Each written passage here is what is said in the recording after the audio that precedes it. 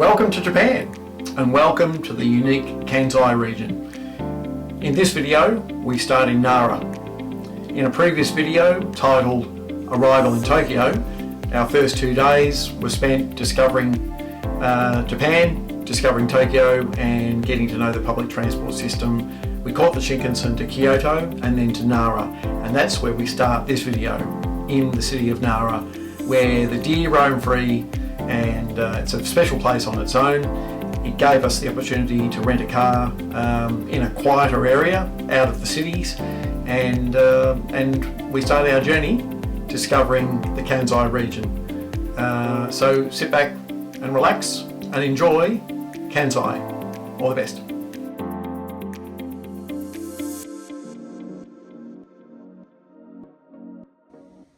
Nara and beyond.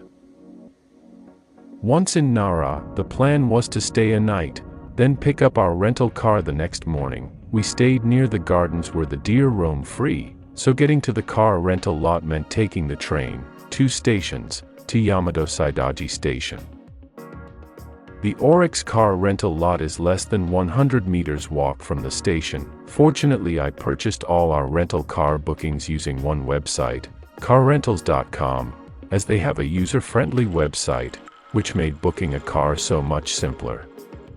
We leave Nara and head southwest towards Wakayama, then south to Inami, but looking at the map, the area around Wakayama just feels like another huge municipality, so we asked Google Maps for no tolls, which then selected a slow road, which actually turned out to be a really enjoyable picturesque drive. Our destination for our first day on the road is the coastal town of Inami, a tiny fishing village which on arrival felt small and very quiet, and as we settle in we ask if the only restaurant over by the ocean is open for dinner, and fortunately it was. The next morning it's light at 5 a.m., and our host has already made freshly baked bread with some spreads, and it feels very homely. We set off at 9 a.m., but only after being greeted by our host and her family. A morning necessity on our Japan road trip was always the desire for good coffee, and sure enough, there's a quaint tea room with an ocean view just 2 kilometers south of Inami. It's a home brew, with milk, in a teacup. It might not be Starbucks, but it hits the spot.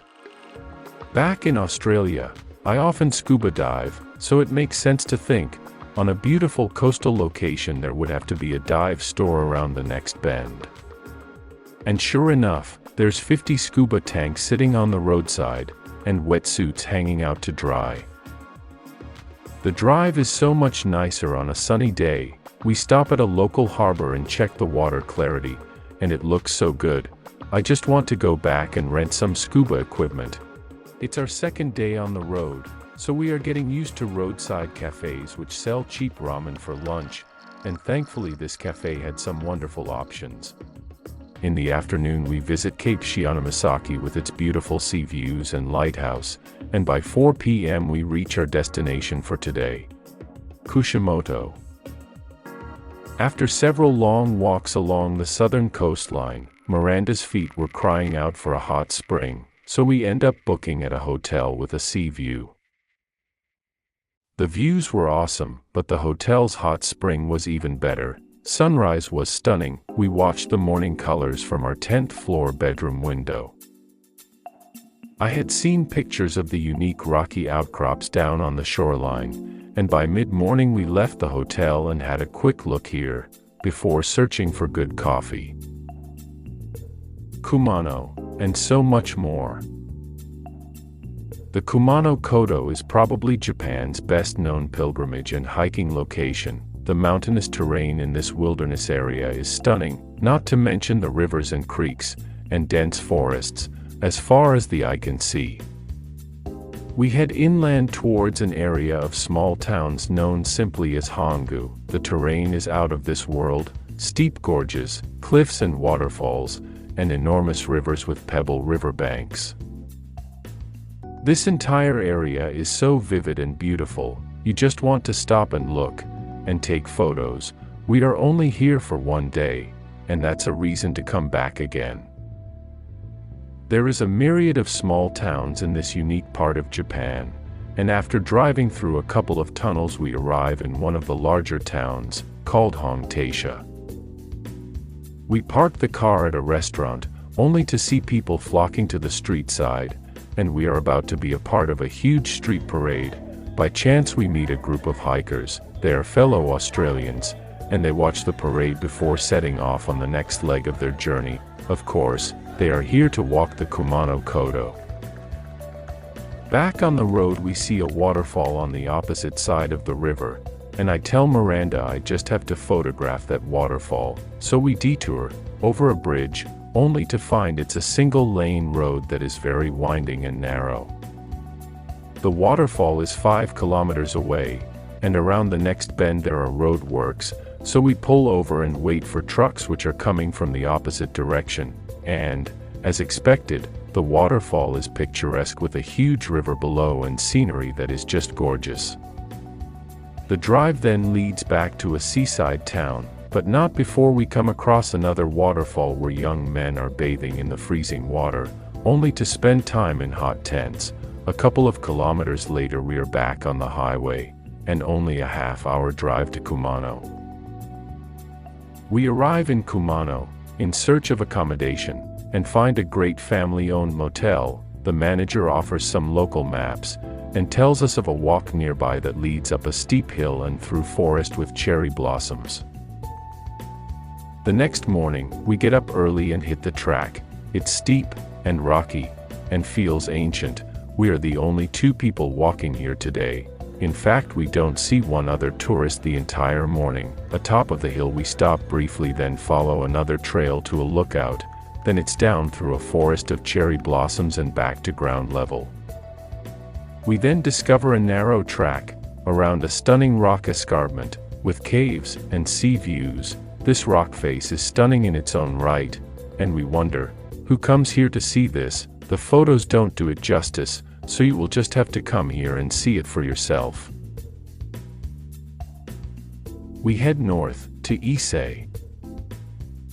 About 120 kilometers north of Kumano is the area called Ise, and the seaside city of Toba. Much of this area is national park, but there are also many high-rise hotels scattered throughout the coastal fringe. In the seaside city of Toba is an island which is renowned for farming and producing the famous Mikimoto pearls. There's a nearby maritime museum which we visit, and discover the history of the Arma, the ladies who free-dive for sea urchins and pearl shell. The museum features a wonderful insight into Japanese maritime history and culture. One huge hall is dedicated to small and large Japanese fishing vessels throughout history. We find the museum extremely captivating, as we are both scuba divers, and the story of the women divers and their longevity is so amazing and admirable. Mitake cherry blossoms. We head west towards Nara, only to see a sign that mentions a tiny town with cherry blossoms, so we turn off and head for the highlands. Mitake is a peaceful town, but it's not on any tourist map. It is, however, a renowned cherry blossom location. We park the car and walk a few hundred meters past local houses with beautiful gardens, eventually arriving at what looks like an historical temple and shrine, surrounded by dense forest. It's an eerie location which could be used as a movie set, and once again we were the only ones here. The cherry blossoms had pretty much finished, but the overall experience of visiting a remote part of Japan, with a feeling of heritage and history, was really enjoyable and fulfilling. Green tea farms in the hills near Nara. It's day 7 of our road trip, and we have a few hours to enjoy on a beautiful sunny day, before dropping the car back to Nara, so we head back to the hills, and drive into a lush green landscape of tea plantations as far as the eye can see. Our day seemed to go on forever, with narrow roads through farms, plus a great cafe for lunch that cost about 1,200 yen for an amazing serve of homemade food.